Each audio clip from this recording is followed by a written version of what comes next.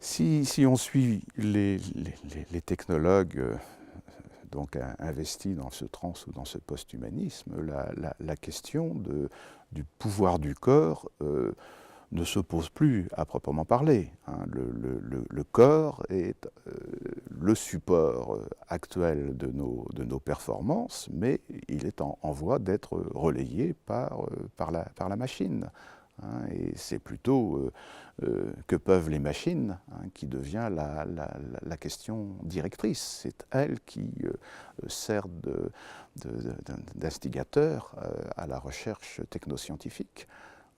Le corps est une chose du passé, de ce point de vue-là. Au fond, c'est très intéressant. La question révolutionnaire de Spinoza, que peut le corps et non pas que peut la pensée, se trouve évacuée au profit peut-être d'une nouvelle forme d'idéalisme caché derrière la machine. Ah ben complètement, puisque idéalisme, ou même, n'hésitons pas à employer le mot, spiritualisation.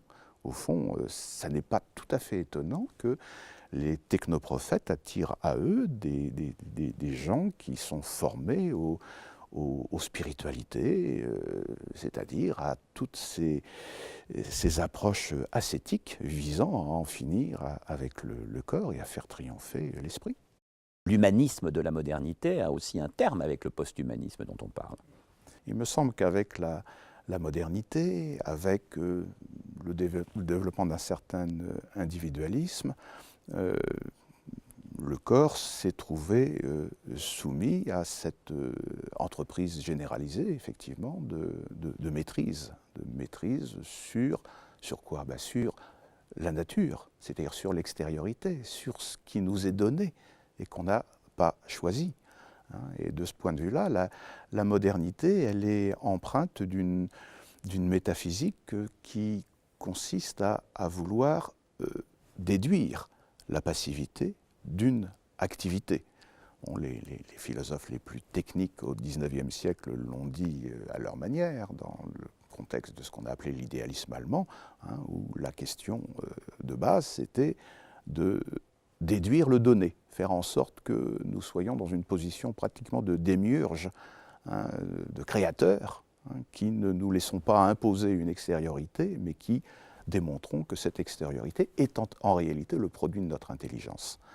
Donc, il me semble que le corps, en tant que cette surface de passivité, devient le défi même que se donne la modernité, qui cherche à réduire tout ce qui limite notre autonomie, tout ce qui limite notre liberté.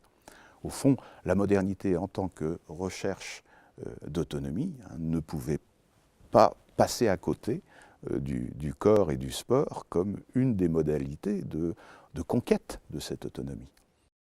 La numérisation que vous évoquez, elle est intéressante parce qu'elle correspond à une dématérialisation du corps. Et au fond, l'objectif même de la maîtrise sur le corps doit aboutir à la dissolution même du corps. Puisque le corps, c'est ce qui résiste, par définition. Les exercices que nous mettons en place, c'est pour briser cette résistance du corps. Eh bien, la matérialisation, c'est-à-dire la dématérialisation, la transformation de ce qui résiste en langage informatique, est le comble même de ce triomphe de la résistance. Ce que Darwin n'imaginait pas, c'est cette forme de l'évolution. Nous partons du singe au code barre. C'est extraordinaire.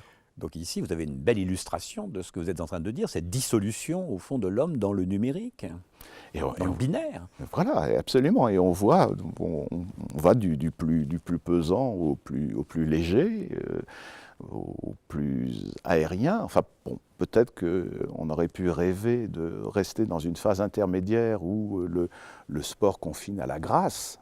Et qu'est-ce que c'est que la grâce, sinon cette possibilité d'évoluer sans résistance.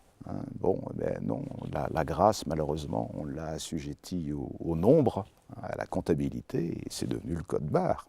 Tout ça peut renvoyer à une remarque très judicieuse faite par le philosophe allemand Günther Anders, dans l'obsolescence de l'homme, c'est-à-dire cette idée, au fond, de honte prométhéenne d'être soi, qui est ce sentiment d'impuissance à l'égard des machines que les hommes ont créées.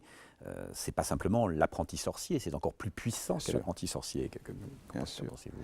Ah oui, cette honte prométhéenne d'être soi, elle consiste essentiellement à avoir honte d'être né.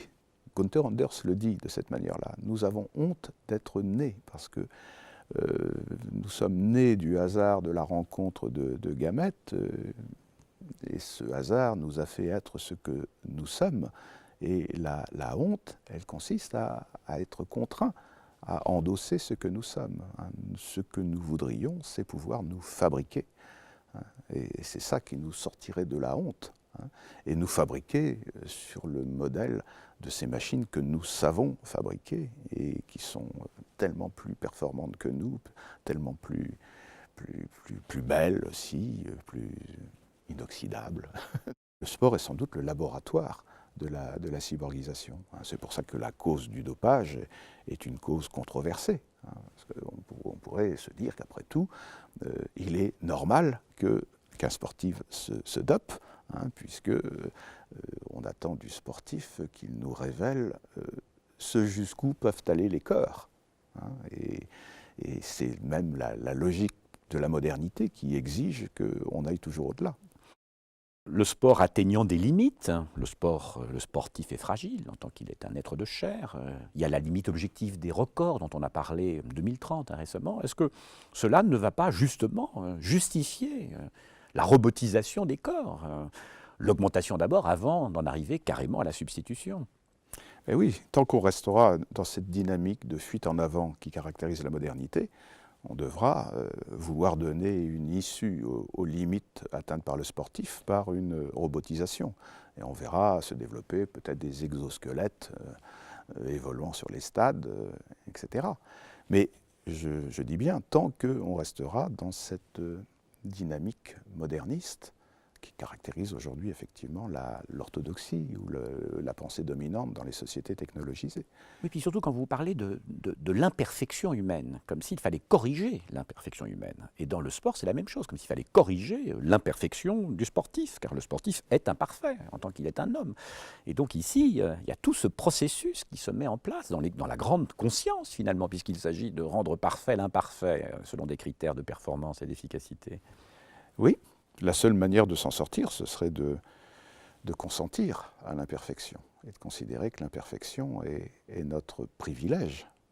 Mais bon, de là à ce qu'on puisse donc se réconcilier avec la finitude qui nous caractérise, il y a peut-être loin.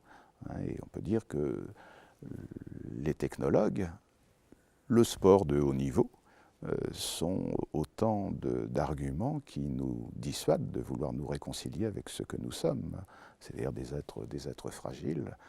Des êtres sensibles. Des êtres sensibles et qui, grâce à cela, peuvent communiquer les uns avec les autres. C'est l'exemple d'une communication à la fois chorégraphique et sensible et sensuelle. Est-ce qu'on peut... Une statue du XVIIe siècle. Ben rien n'est plus beau que cela, rien n'est plus beau et il y a à la fois l'extase qui signifie la sortie du corps, soit dit en passant.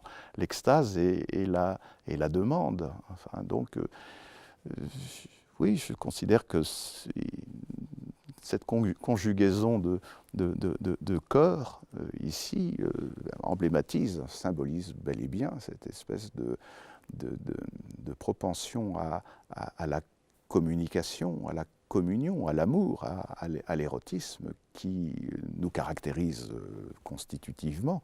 Et malheureusement, c'est ce avec quoi la technologie voudrait nous voir finir. Oui, puis c'est la perfection de l'imparfait, et non pas la perfection du parfait. Exactement. C'est ce qui mesure un décalage. Exactement, la perfection de l'imparfait. Voilà une belle formule pour désigner l'objection à faire aux transhumanistes et aux post-humanistes, bien sûr. Donc il y a ce corps sensible qui peut à la rigueur encore apparaître presque comme une sorte de lapsus sur certains corps sportifs. Il y a une très belle image ici, on voit une goutte de sueur, comme si cette goutte de sueur nous rappelait l'humanité du sportif, qui pourtant a été modelé, fabriqué, construit. Il reste ces petites failles. Dernier point d'imperfection peut-être. Elle a quelque chose effectivement d'incongru et en même temps d'éminemment prometteuse, cette larme. Hein. Tant qu'il y aura des larmes, il y aura de l'humanité. Oui, parce qu'on se demande finalement si ce processus en marche n'essaie pas d'en finir avec le biologique en l'homme, enfin, avec le bio, avec la vie. C'est ça qui nous humilie profondément, cette honte dont on parlait tout à l'heure, elle tient dans le biologique. Hein, parce que le biologique, c'est le donné, c'est effectivement le fragile, c'est ce qui résiste, l'anti-artefact. Oui, oui. Ce qui résiste, comme vous disiez toujours, du corps. C'est ce qui résiste. Ouais. Oui, oui. Et donc c'est avec la biologie qu'on veut en finir. Hein. Mais vous parliez tout à l'heure de Heidegger, c'est ce qui le révulsait dans la définition qu'Aristote donnait de l'homme comme un animal rationnel ou un animal social, etc. C'est l'animal qui farouchement lui déplaisait parce qu'il était l'indice même du bios. Hein. Donc, ce que les transhumanistes appellent la viande. Il faut en finir avec la viande. C'est un terme admirable quand même. Admirable. L'emblème de la grâce, hein, et le sport, quand il confine à la grâce, est absolument subjugant. Au plus près de la danse. Ben oui. Et la grâce, c'est justement cette faculté Matisse. de dépasser les limites du corps tout en restant dans le cœur. Hein, et la ronde de Matisse est merveilleuse d'expression de ce point de vue-là. Hein. Il y a du corps, c'est sûr, il y a donc de la résistance, mais cette résistance, elle est sublimée, elle est transfigurée, et bon, elle exprime tout entière cette espèce d'humanité. Et nous remarquerons d'ailleurs qu'on retrouve la création avec ses deux mains qui à la fois se tendent et ne se touchent pas. Ouais. Donc il y a là vraiment Ouais. l'ouverture. La Ouais. ronde, elle est à la fois constituée et ouverte. Et vous avez aussi, bon, je le dis très abstraitement, hein, la pondération du discret et du continu, hein, de l'individu et du groupe. Et ça, c'est ça, cet humanisme auquel il faut tenir. Hein.